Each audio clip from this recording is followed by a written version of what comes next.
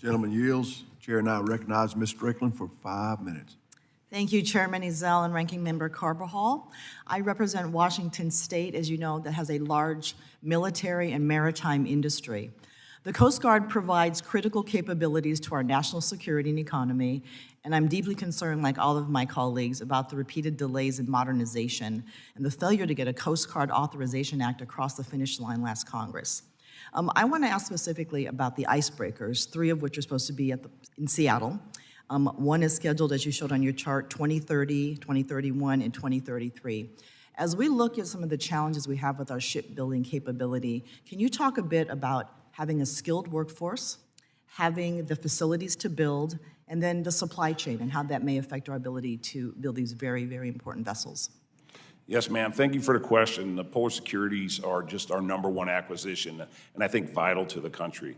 I appreciate it was coming to this committee because I always listen to the committee talking about an industrial base and how it is failing to keep up with our ability to build ships.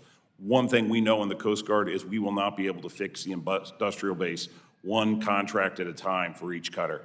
Every time we do that, we see design delays, we see delays in the workforce as we try to bring them on. I am heartened by what's going on at Bollinger, Mississippi shipyard for the Polar Security cutter. They are at 90%, over 90%, 91.75 to be exact, 2D design maturity. That's a great thing.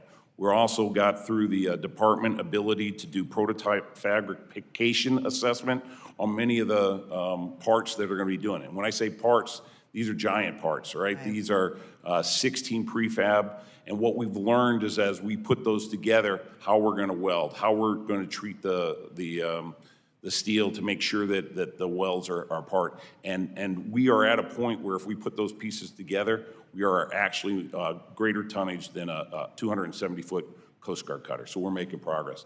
To your point, though, we need a stable workforce. So signaling and continuing to fund so we not only get PSC #1, but PSC #2 and #3 will keep that workforce engaged and delivering those ones that we need. Great, thank you, Vice Admiral. I want to pivot now to a quality of life issue that happened. The same week, a GAO report came out urging the Coast Guard to take cybersecurity threats to our maritime transportation system more seriously. We all know that our 2 adversaries, Russia and the Chinese Communist Party, represent our biggest threats. The service actually suffered a data breach that delayed pay for over 1,000 personnel. What actionable steps is the Coast Guard taking to meet the cyber threats, both to take care of its own people and protect our maritime infrastructure? Ma'am, thank you for that question. And I'll tell you, I was one of those 1,000 people that didn't get my paycheck.